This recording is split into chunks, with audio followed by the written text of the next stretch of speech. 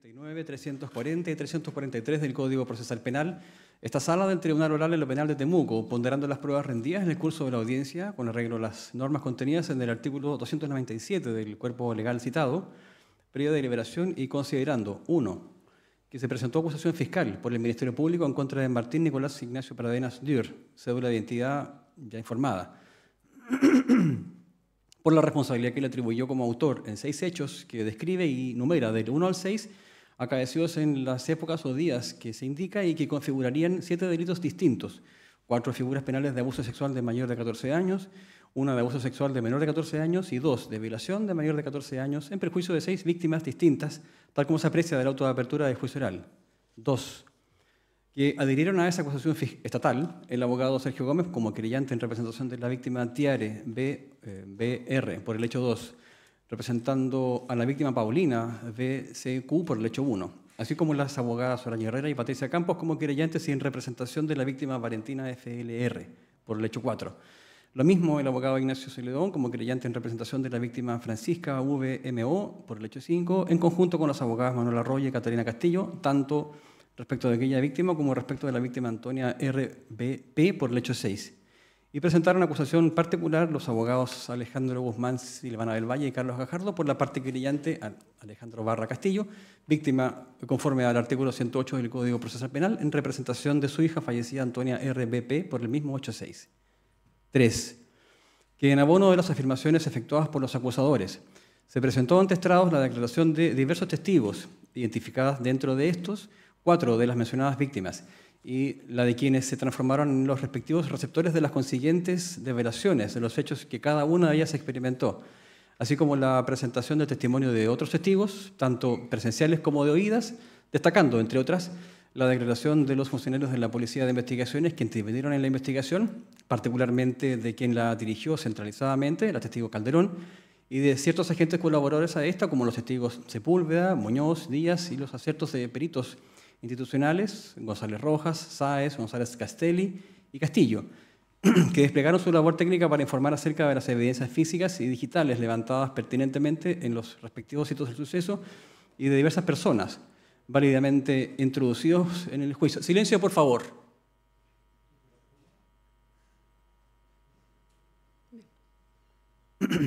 Todos los cuales, como deponentes, dieron razón pormenorizada a sus dichos, contándose a su vez con material gráfico ilustrativo de todos los lugares en los que se desarrollaron cada uno de los hechos delictivos denunciados,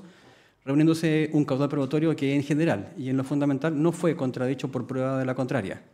4. Que puntualmente para el primero de los hechos se contó con la presentación escrita en que se tradujo el parte denuncia y posterior ratificación de este por parte de quien se señaló como víctima, Paulina, quien develó casi inmediatamente los hechos que denunció a su amiga, Fernanda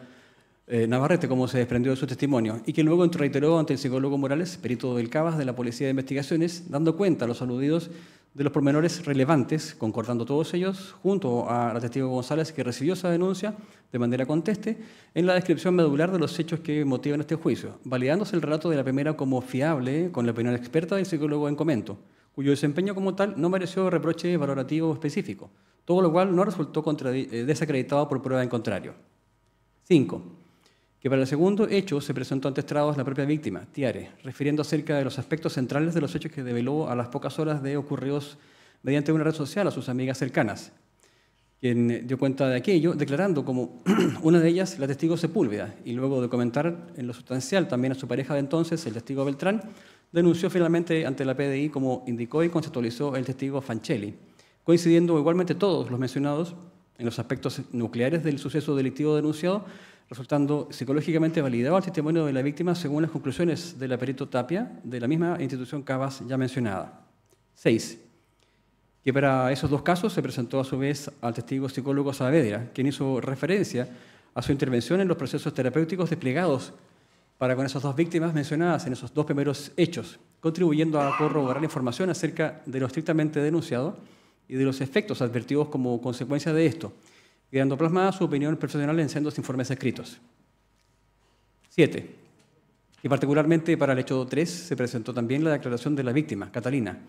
que dio a conocer su versión, así como la testigo Díaz, que recibió la develación de aquella inmediatamente después de ocurrido el suceso que la afectó, concordando ambas en lo medular del relato incriminatorio, así como con lo afirmado por la perito psicóloga Bustos, quien dio sustento valorativo al testimonio de la primera, quedando corroborada la circunstancia espacio-temporal con la información proporcionada por la testigo Calderón al entrevistar a Rodrigo Morales y la edad de la afectada con el documento de rigor.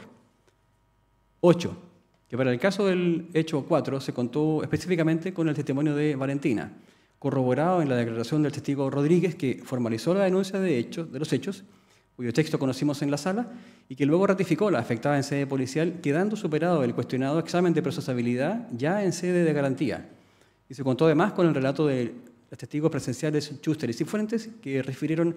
sustancialmente acerca de los sucesos que afectaron a la primera, aportando confirmación espacio-temporal respecto de estos, así como con la declaración del testigo Parada, que informó lo que le fue transmitido por la víctima, dando cuenta de las motivaciones de esta para accionar en esta causa, quedando igualmente validado su relato científicamente por la declaración rigurosa de la psicóloga Cleveland, también perita del Cabas. 9. Que respecto al derecho 5 se presentó en concreto la declaración vía remota de Francisca, identificada como víctima en la acusación, junto al relato de la testigo Ojeda, su madre, y de las amigas de aquellas que a la sazón recibieron su develación, las testigos Enríquez, Gajardo y Toiber, así como con los dichos de la testigo Medina, funcionaria de la PDI, que le tomó la denuncia, y se contó con otros testimonios de oídas aportados por la testigo Calderón, e imágenes que dieron cuenta a su turno de la factibilidad situacional de lo denunciado, elementos considerados indiciarios más bien unívocos que divergentes, en torno a la centralidad de los hechos aludidos y al valor del relato incriminatorio. 10. Que finalmente, respecto del caso 6, desarrollado en la ciudad de Pucón, se presentó concretamente, entre otros medios, como elementos de prueba presenciales del contexto inmediatamente anterior y posterior a los hechos que fueron ventilados a los testigos Govich, Monge, Inostroza, Sago y Uribe, cuyo testimonio fue, a su turno, analizado científicamente, en este último caso, por el perito Guzmán, del Cabas, y con quienes la víctima compartió diferentes espacios según dichos testimonios contestes. Se contó asimismo con información complementaria aportada por la oficial Calderón respecto de otros testimonios por ella recabados en torno a los sucesos de ambos sitios involucrados y a otros lugares relacionados, introduciendo los dichos de tanto de testigos presenciales del supermercado Líder, el primero de ellos, desde donde se extrajeron los registros de video que también fueron exhibidos, más los del juzgado de letras, contiguo al segundo lugar aludido, como los acertos de otros que estuvieron al interior de la cabaña de calle Arauco, junto a las evidencias de orden electrónico y documental que dieron cuenta de diversos mensajes e intentos de comunicación posterior a los hechos de parte de la víctima para dar cuenta de los mismos y pedir la ayuda de rigor. Se obtuvo además la información pericial de los efectos del servicio médico legal, médicos y psicólogos que hicieron un acabado análisis de las imágenes de video y los antecedentes de la investigación. Y se presentó los relatos de los testigos Canario, Parra, Dosolín y Bravo, que aportaron información indiciaria relevante, tanto en relación con los hechos estrictamente ilícitos en comento, como con la secuela final en la vida de la víctima. La prueba del querellante particular finalmente vino a complementar la información aludida precedentemente para fortalecer el convencimiento del tribunal. Y teniendo presente que los acertos de las víctimas se han mantenido sustancialmente consistentes en el tiempo, desde sus respectivas develaciones,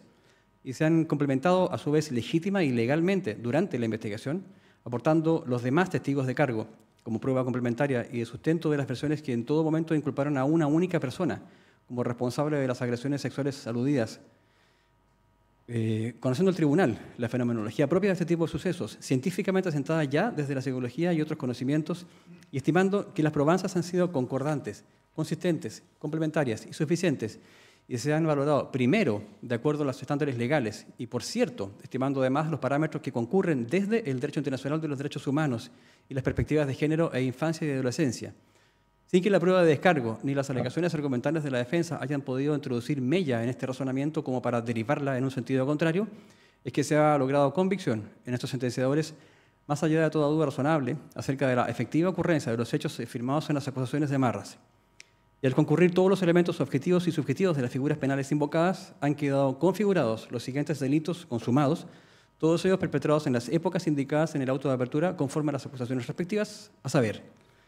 en el caso del hecho 1, el de abuso sexual de mayor de 14 años, previsto sancionado en el Código Penal, en el artículos 366 en relación con el 366 ter y el 361 número 1 en perjuicio de la víctima Paulina.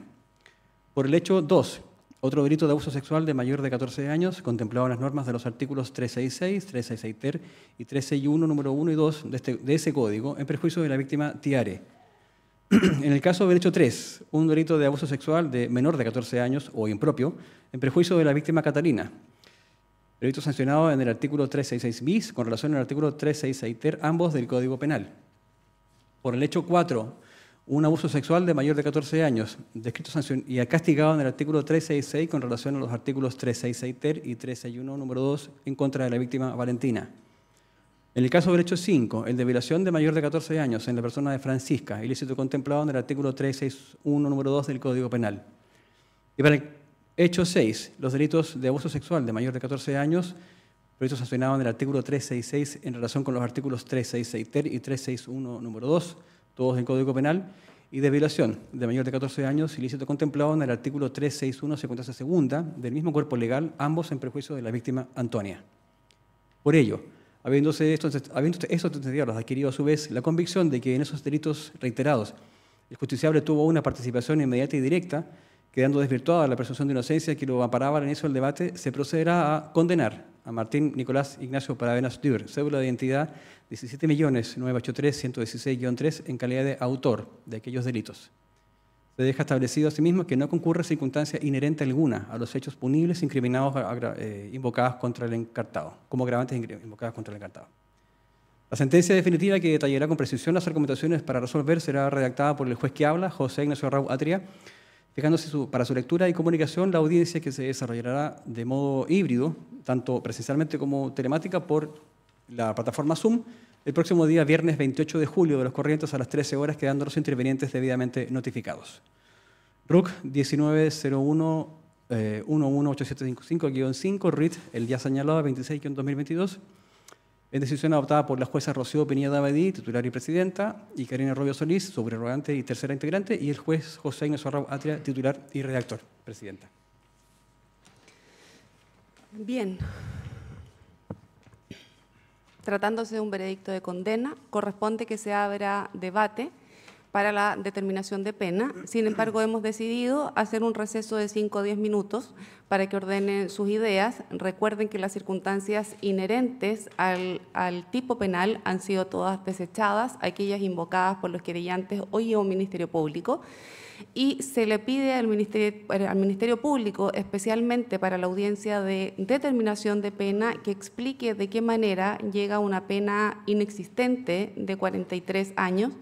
en cuanto a la suma que aparece en la acusación, teniendo especialmente presente que para el tribunal es un mandato legal, es decir, en términos más claros y sencillos, es una obligación legal aplicar la pena más favorable al acusado, no por capricho del tribunal, sino porque la ley nos obliga, de manera tal que, haciendo el juego de lo dispuesto en el artículo 74 y 374 del Código Penal y 351 del Código Procesal Penal, le pedimos especialmente al Ministerio Público que explique a aquella circunstancia cómo llega a dicha pena y qué pena, en definitiva, pide que se aplique. Hacemos un receso a contar de ahora y les pregunto si prefieren 5 o 10 minutos para ordenar sus ideas. 10 minutos en este caso. 10 minutos, corre el receso a contar de ahora.